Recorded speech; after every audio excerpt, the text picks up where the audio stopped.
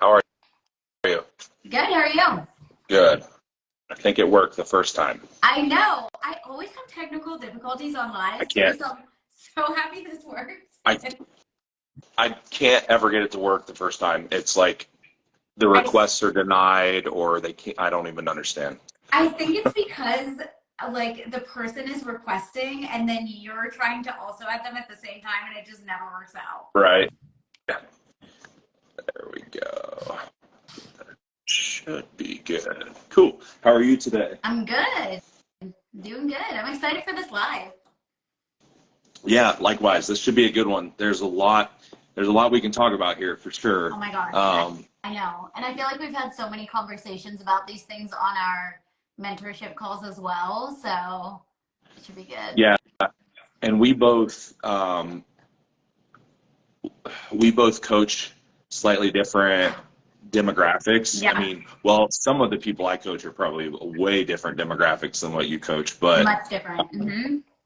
we do have some overlap too, obviously. But for those of you tuning in, we are going to talk about building your business organically. So, how can you essentially build your business without spending tens of thousands of dollars in marketing, right? And Running that's kind of ads, all of this right. crazy stuff. Right. So there are, and this is such a daunting task for a newer coach and somebody, maybe even someone that's kind of like on that cusp where they have a handful of clients, but they're really ready to take that plunge into full-time coaching, 100%. right? Yeah. And it's like, where do I even start? Because Mhm. um, for one, you're kind of bombarded with the business marketing, gurus and all and those types of people, but you're also very bombarded with other people's content. So I think where people get, We were you know, just talking about people, this yesterday. right. Hmm. So it's very easy to get caught up in what other people are doing, Yeah. right? And thinking that, I need to emulate this, I need to do these things, which Yep. could be true, or it could be entirely untrue, right? Yeah.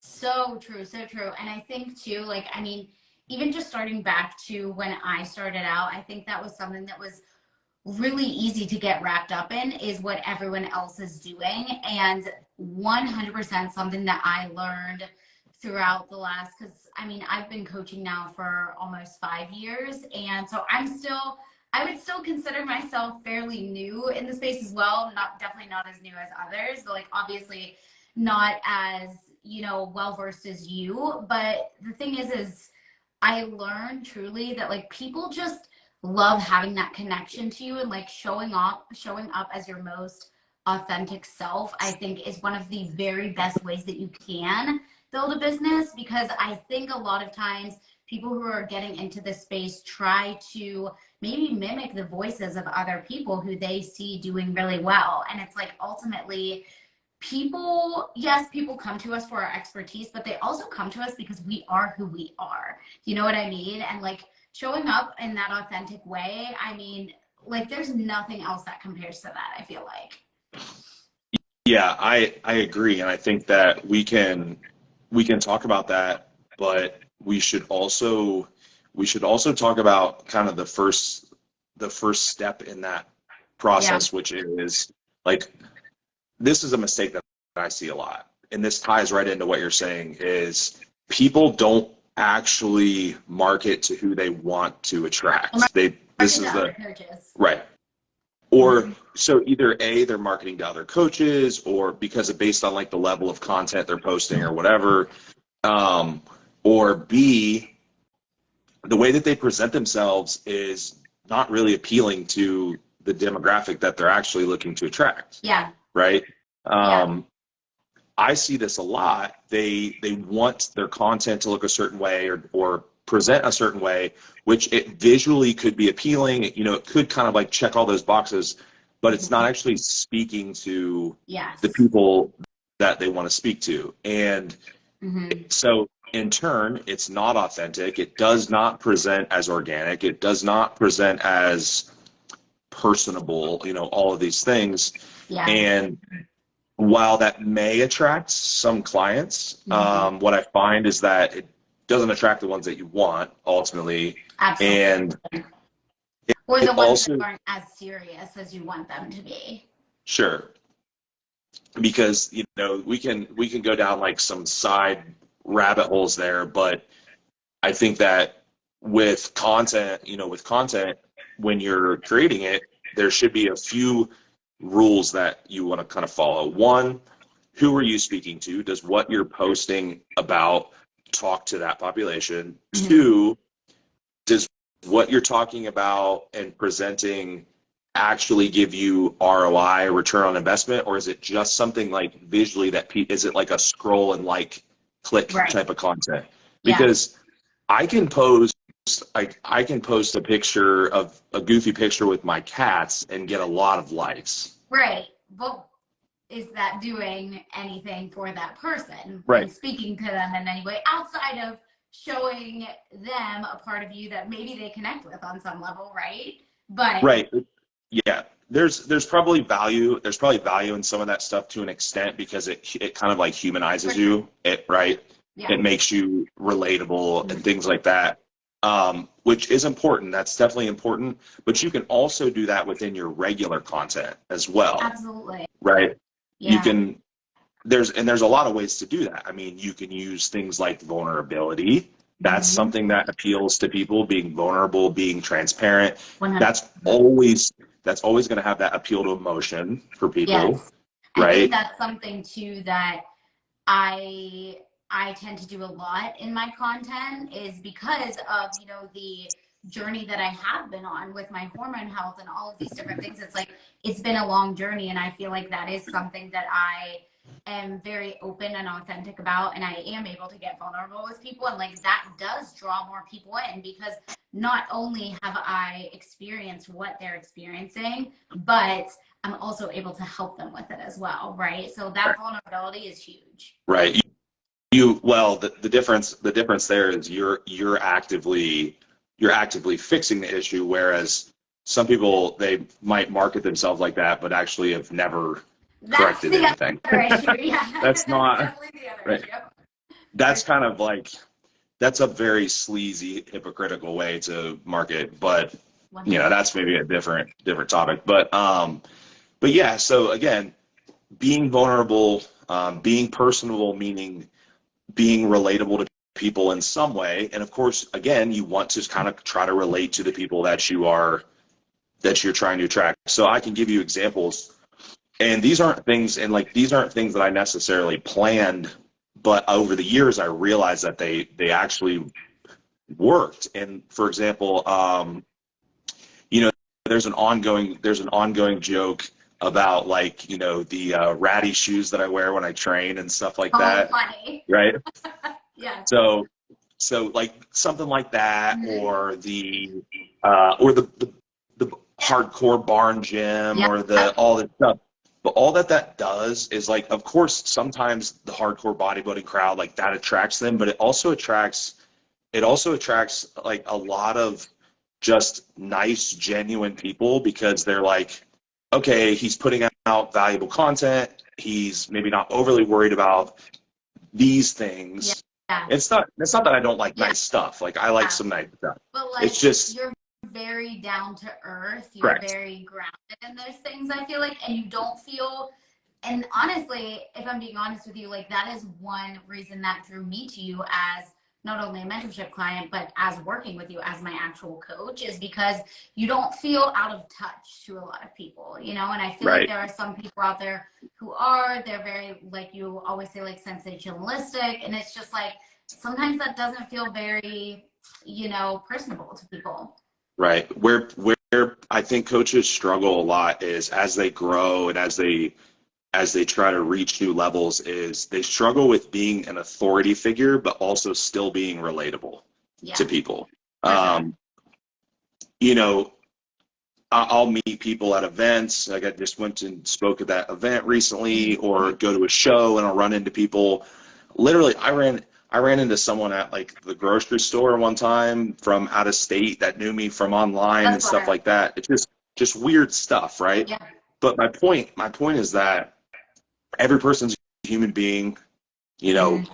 say hi, treat people like human beings, have a conversation to the best of your ability, Yeah. 1000%. online, you know. Yeah, I mean, we even talked about that too on, I think it was like our 2 calls ago. We were talking about like planting the seeds, as you Yeah, said, and it's like making sure that you are, and I think that there's a fine line there too, especially when you're in the online space. It's like people do have those parasocial relationships with you where it's like they feel like they know you really well, you know what I mean?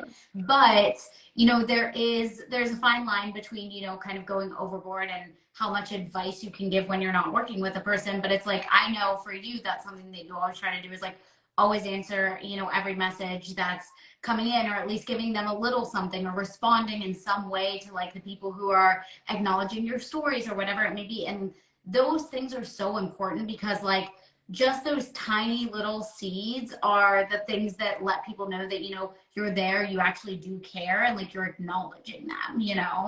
right. And you would that is it's a marketing skill in a way, but it's basically like building small relationships, planting small seeds along the way, and that translates into return later. For sure. And and the thing with the online space, especially now, because everyone has access to everyone else, Mhm. it's not like years ago where if you were a personal trainer or something at a gym, it probably took a little while for word to move around, right? Right. Yeah. It's like now and I'm sure you get the same.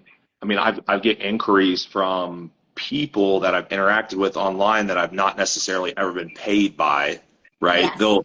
They'll say, hey, I think Austin will be able to help you with this issue. He posts this good information, or he answered my question or Yes. whatever, right? Yes. I've had that happen so many times, and it's so cool to see because it's like that is making that impact, and that even if it's not that direct person coming to you, they're referring other people to you. And that's huge. So it's kind of just like that snowball effect. Right.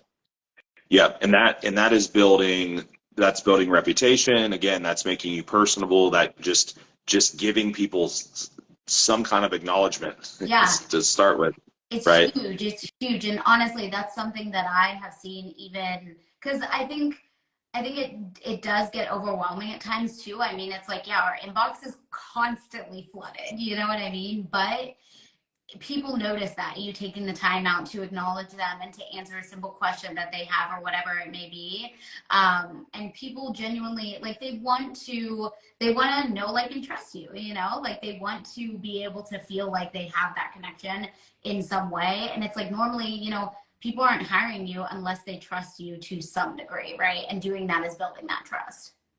Right, because knowledge is important, your skill is important, results are important, but there are a lot of people that can get results. Mhm. So For sure. why like why are they going to hire you versus somebody else, right? 100%. And Yeah. and why can you get better results perhaps because you do understand the human element, Mhm. so So um true.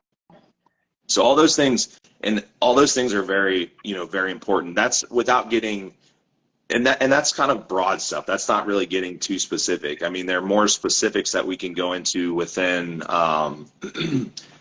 things like content and Mhm. and speaking to people. Something that we've talked about a lot was like content block. And you're having a hard Yeah. time with creating stuff and your creative flow and all these things. So I got asked recently. They're like, "How do you put out so much content? You must be on social media all the time." I'm like, "No, I kind of just have a bunch at once, and I will, Yeah. I will disperse Just it repurpose. throughout the Yeah. course of time."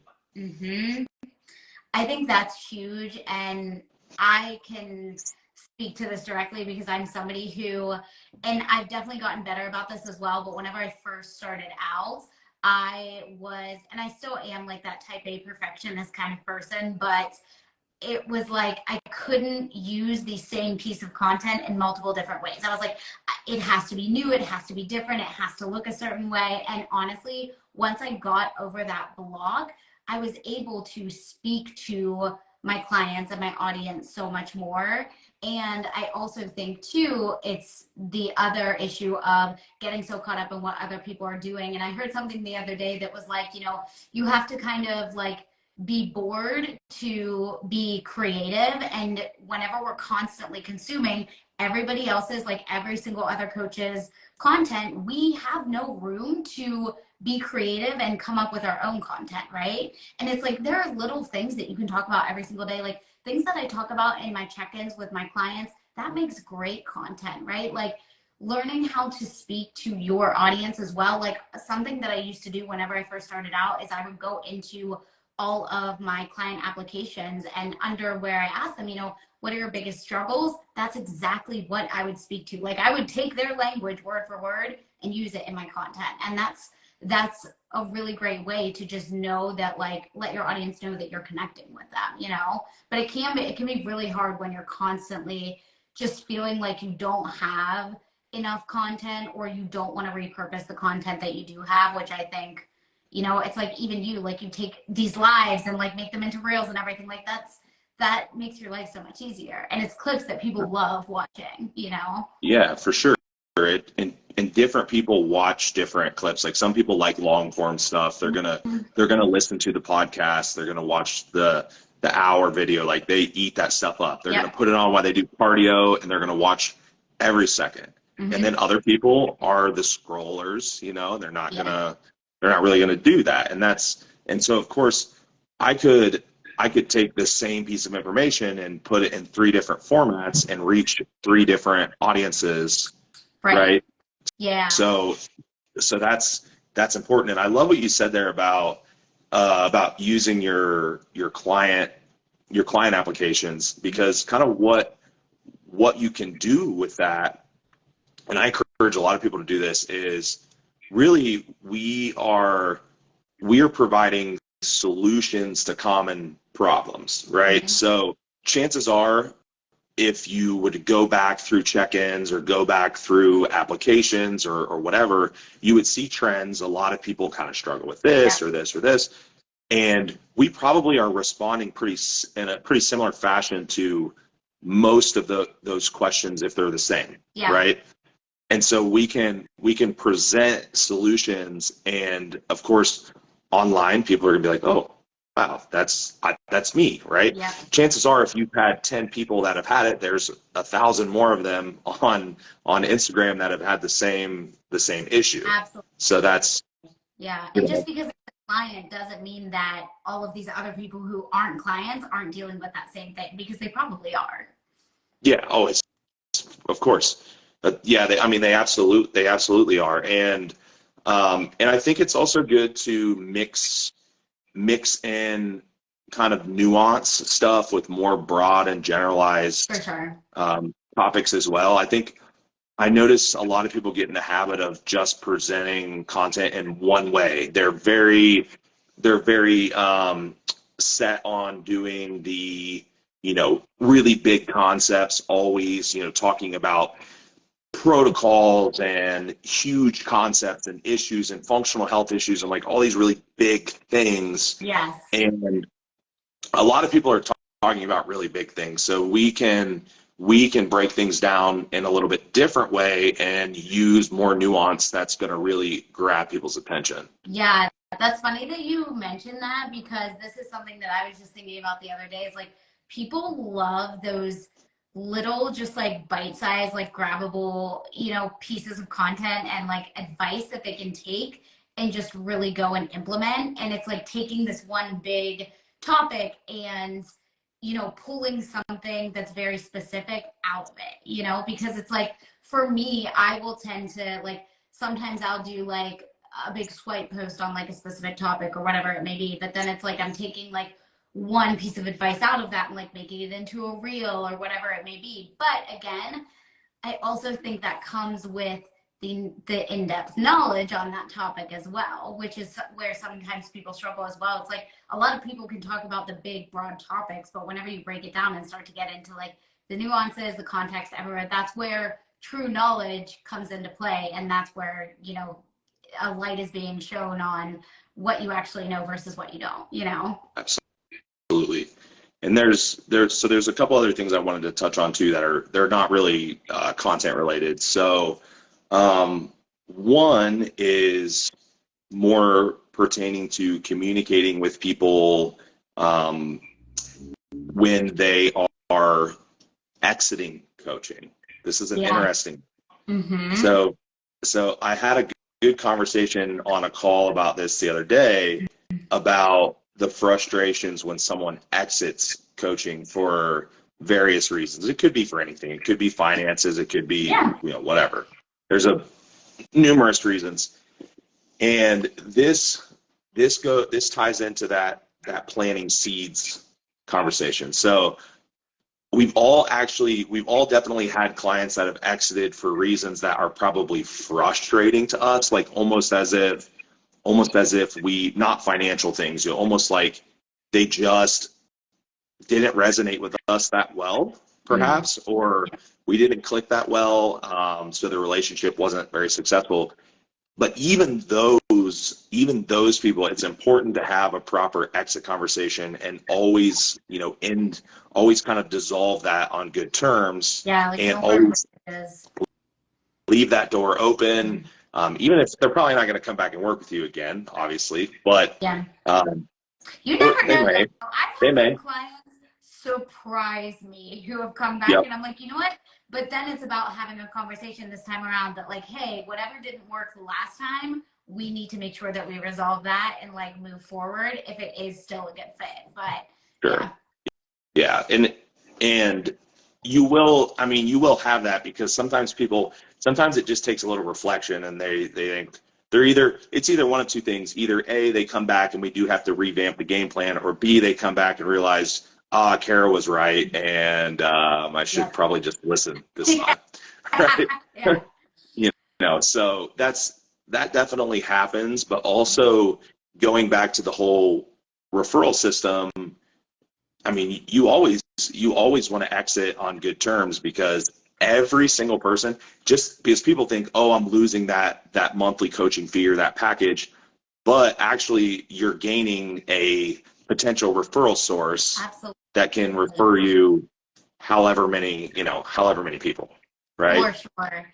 I mean, I've had some incredible clients leave after, a few years with me, or months, or whatever it may be, just due to the fact, either like financial, or the fact that they're like, I'm in a really good place now. And it's like, those clients, I never ever am just like, all right, well, that's done. Like, that's the end of an era. You know what I mean? I'm always looking at it like, okay, well, that person is probably going to tell at least like one other person about me, and it does always come back. Like, I've had clients who have left me, and it's like, you kind of forget. You're like, oh my gosh, yeah, I worked with them like, 3 years ago. And then you have somebody else coming in from that same referral. So, and I know we talk about this so much, but it's like getting like that referral based business. I mean, that's the meat and potatoes of your business, right? And that's grown my business so much over these past few years as well. And I think it's hard because you don't always have that right up front. You know what I mean? Like, you're getting your foot in the door and everything like that takes time to build up. But showing, like, I always make sure to show anybody who refers clients to me, like, so much gratitude, appreciation. Like, I do a small gift for them. I give them a free month of coaching, whatever it may be, just to let them know that, like, hey, this means a lot to my business and me, Yeah, absolutely. And you brought up another good talking point there, and because people are going to be at a lot of different places within their roster, if you will, and how much they need to build. So there's different considerations for different points. Of course, early on, the truth of the matter, I mean, the fact of the matter is, like, you just kind of have to take what you can get in the beginning. For sure. So I think sometimes people get too worried about niching down, like really hardcore niching down at the beginning. And they do, a few things happen there. One, they miss they miss potential clients. Two, they're actually missing opportunity to become better as a coach because they're getting exposed to less situations.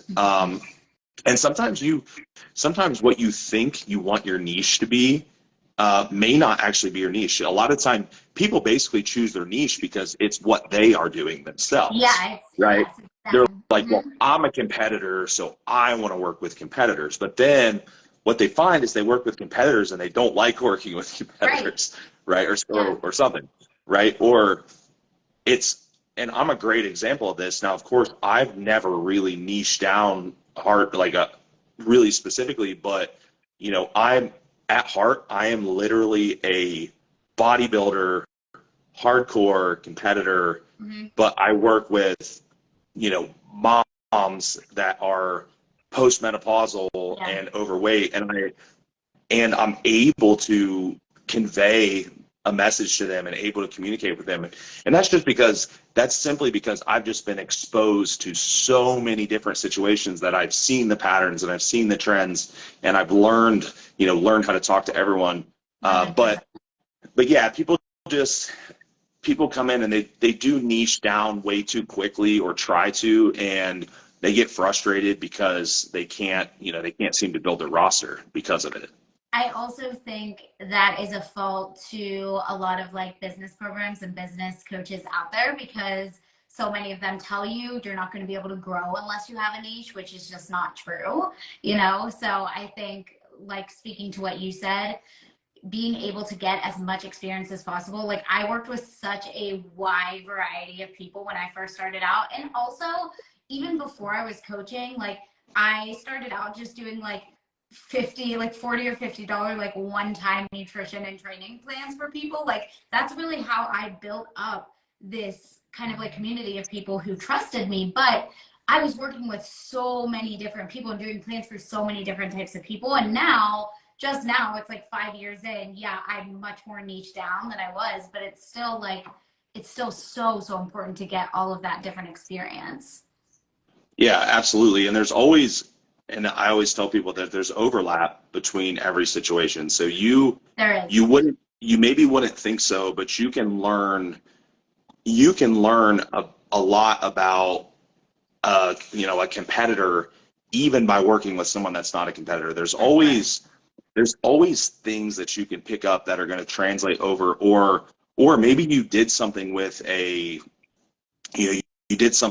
general population client that is going to translate into a competitor's life during some kind of transition period. They're changing their goals, and you're like, oh yeah, I can manage. Like I can do that. Yeah. One thing that it's helped me do a lot is with a lot of my with a lot of my more serious, I'll call them more serious clients. We're talking you competitors, people that are like lifetime. That's going to be their Yep. their lifetime goal. Is I've been able to kind of integrate. I guess would I guess I would say like flexibility or different or a lot of like outside the box thinking Yeah. to those people rather than like do these 5 things all the time. And what's so cool about it is it it works, and they realize that they can actually have some kind of semblance of a life and they don't have to lock themselves inside a room, Yes. and they almost always get better results and become better competitors Oh, because of course lack of mental stress is one thing. yeah, I mean I literally had a guy recently that was competed. He came to me after competition and went through his console, kind of went over his information. I realized that one of the things that was really holding him back was he his scope his scope of view was so small Yeah. that he was kind of putting himself inside this box, Hmm. right? For And sure.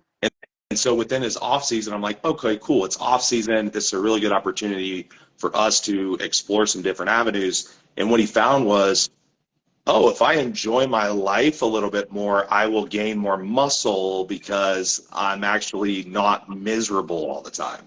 So true. It's so, and So, honestly, and again, that goes right back to, any other kind of client. Like, I feel like most clients usually have to learn that lesson normally the hard way, right? Like, I feel like there's always some level of extreme, and then we kind of find like what a, you know, a quote unquote, for lack of a better word, balance is to us, like in an off season or, you know, throughout whatever season of life we're going through. But yeah, I mean, I think that that's huge. And that's just so cool to be able to, you know, really take those lessons and be able to apply it to every single type of client.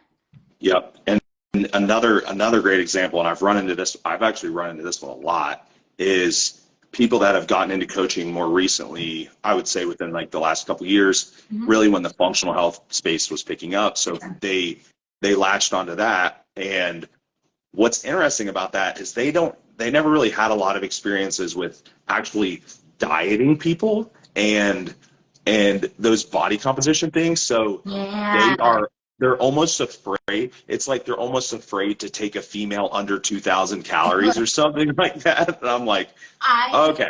I see this all the time. Right. I honestly feel like I have conversations about this all the time, because like I'll get a lot of, especially like new like RDs, like newer coaches, different things like that, coming to me and being like, hey, like just like kind of random question, like what's the absolute like minimum calories that I wouldn't want to take someone under? And I'm like, there's so much context around this. And I'm like, I do feel like with the boom of the functional space as well, now I feel like so many people are scared to actually be able to push somebody and like push to get body fat off. You know what I mean? And here's the reality of it is that like for most women, we're not going to be able to reach our fat loss goals and eat 2,000 calories a day. Like most of us have to push a little bit, right? So like you make me an outlier and I'm jealous of you, but right.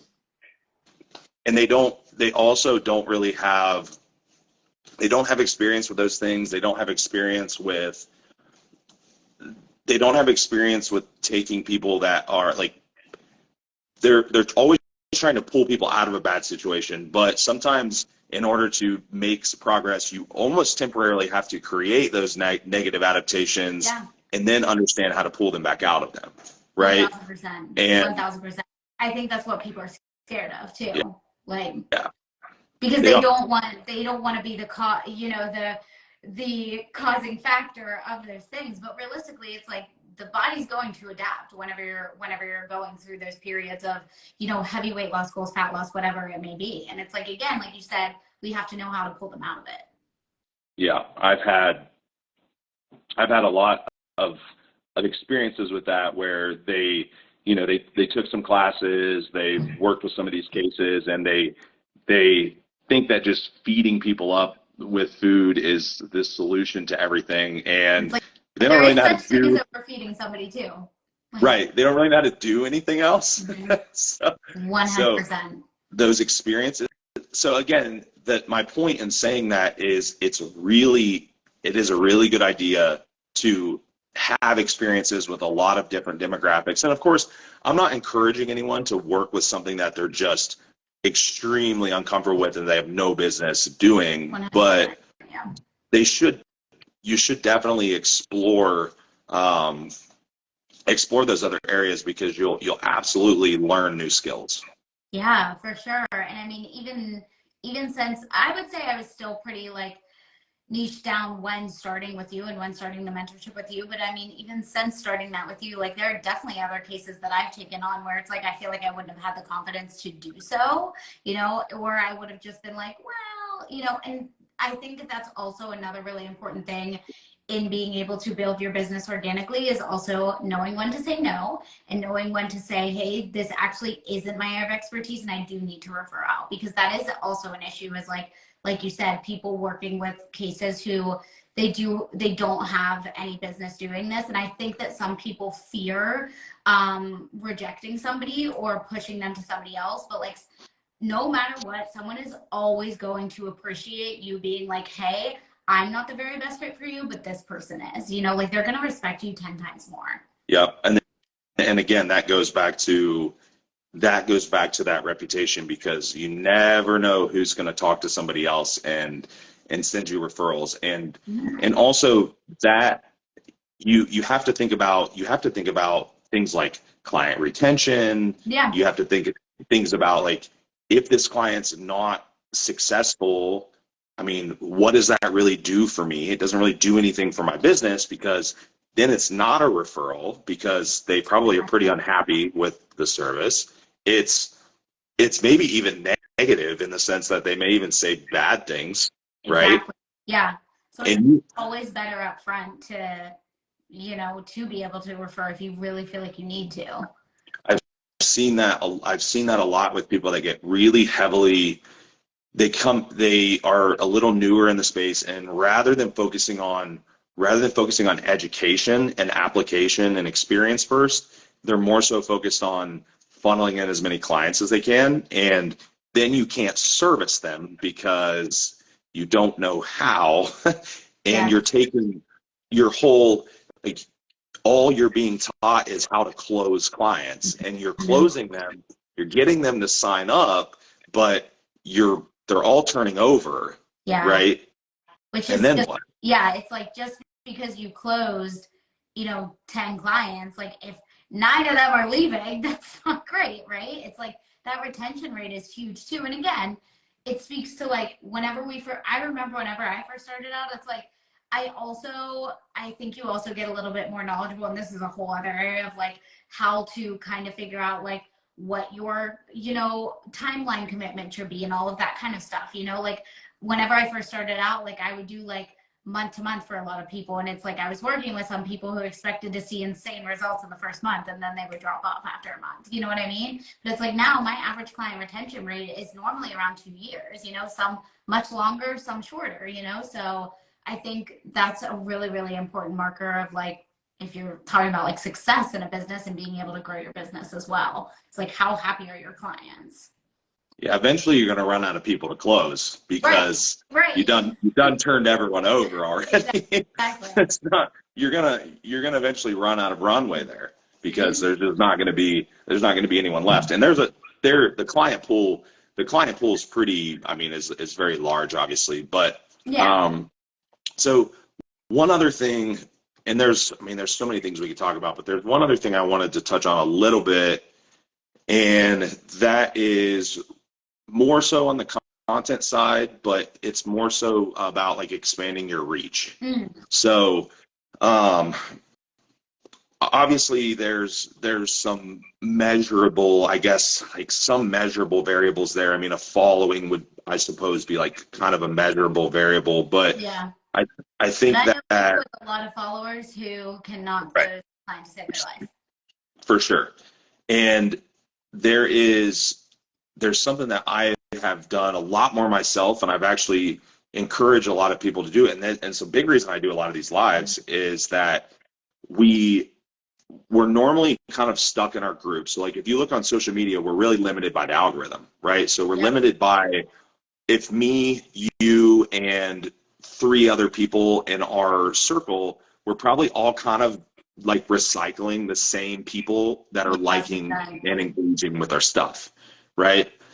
So a good way to kind of monitor this, especially if you're newer, is maybe pay attention to who's engaging, because at the beginning you're probably not getting hundreds of likes and stuff on your posts. So pay attention to who's actually engaging, who's actually liking, sharing your stuff, and are you getting any new people sharing your stuff, or are 98% the same people every single time? Because you're going to get the same people are going to keep engaging, but if you're never getting new people engaging, then again, you're basically recycling within this circle. So that's why like, I encourage people a lot to engage with or collaborate with, do podcasts, do lives, do Yep. literally anything you can do with people that are outside your circle, Yeah. because now their audience is going to see you, your audience is going to see them, and you're going to branch out into new kind of sections of that algorithm. Yeah. I've seen that so much in the last couple of years, that has helped me immensely with expanding expanding my reach. Yeah, it's huge. I just signed on a new client a week ago who told me that she had heard me on a podcast that I was on talking about post-birth control syndrome back in October that I did for somebody else. And I was like, oh, this is awesome, because it's like, yeah, I have my own podcast, and that's a great way to expand your reach there as well. But also, it's like we have, I mean, obviously, like we have you on, we have tons of guests on as well. And so it's like that, like when they reshare, like their audience is then coming to us and listening to what we're saying and into our bubble. You know what I mean? So I think that collaboration is huge. And just being able to like kind of cross pollinate. And some people worry that if they do that too much, then the person that they're collaborating with is going to take their business. But the fact of the matter is, if someone's going to relate to you, they're going to relate to you regardless. Yes. It doesn't 100%. Really matter. They need to see you, but they have to see you. Exactly. Yeah, that's honestly something that, me and my co-host Kylie, which she's not really in the coaching space anymore, but like whenever we first started out the podcast, like that was kind of a conversation of like, oh, well, like if somebody comes to either of us, like that's cool, that's great. Like they related to you, they go to you, they relate to me, they come to me. You know what I mean? Like people are going to go to who they have that connection with. So I think that there's a little bit of like a scarcity mindset there with a lot of people, but there doesn't need to be. Right. And that's exactly it. You shouldn't be afraid. You shouldn't be afraid to connect with other people that are successful, and you shouldn't be afraid to kind of branch out and collaborate with people. It's never going to hurt your business. No, ever. Absolutely not. Yeah, I totally agree with that. I think that's a great tip for sure. Yeah. So right there, there's probably a half a dozen things that people can start doing if you're new, or even the cross-pollinating thing is even important for a lot of people that have been coaching for a long time, because they get stuck in their routine and they never branch out, right? They're still commenting and liking the same 30 people's stuff that they were 3 years ago. Mm-hmm. Yeah, that's huge. I think if you've been in the game for a long time, it's like, and again, it's easy to get stuck in your ways, but even just like you said, like doing one of these lives, even like once a month, like that's a great way to start out, setting those like small realistic goals for yourself in terms of that, I think is an awesome way to get started. Yep. Cool. Sure. Awesome. Love that. Hopefully this was helpful. Yeah, I will. I'll do the usual repost, collaborate, all that fun stuff. So it'll go up and anyone can rewatch. Love it. Awesome. Thanks, Austin. All right. I hope you have a good rest of your week, and I will talk to you soon. All right. You too. Bye-bye.